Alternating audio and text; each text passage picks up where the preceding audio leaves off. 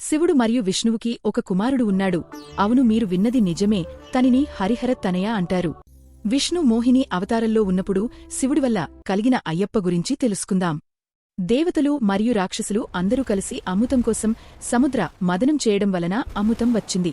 విష్ణుమూర్తి మోహిని అవతారంలో వచ్చి అమృతాన్ని రాక్షసులకు ఇవ్వకుండా కేవలం దేవుళ్లకి మాత్రమే పంచుతుంది.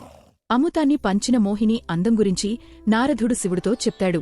నారదుడు ఇంతగా పొగిడే మోహిని ఎవరు అని తెలుసుకోడానికి శివుడు పార్వతి వైకుంఠం వెళ్లి విష్ణువునుని మోహిని అవతారం చూపించాల్సిందిగా కోరుతాడు. అప్పుడు విష్ణువు అదృశ్యం అవుతారు. శివుడు విష్ణువు ఎక్కడా అని అంతా చూస్తాడు. కొంచెం దూరంలో కళ్లు తిప్పుకోలేనంత అందంతో మోహిని కనిపిస్తుంది. శివుడు అంతగా ఆకర్షితుడు అవ్వడానికి కారణం పార్వతీదేవి దగ్గర నుండి విష్ణువు శివమోహిని అవతారం తీసుకున్నారు. అప్పుడు శివుడిని ఆకర్షిస్తూ తన వెంట నడిచేలా చేస్తుంది. కొంత దూరం వెళ్ళక శివుడు మోహినిని కోగిలించుకుంటాడు. అలా పరమశివుడి నుండి అయ్యప్ప జన్మిస్తారు.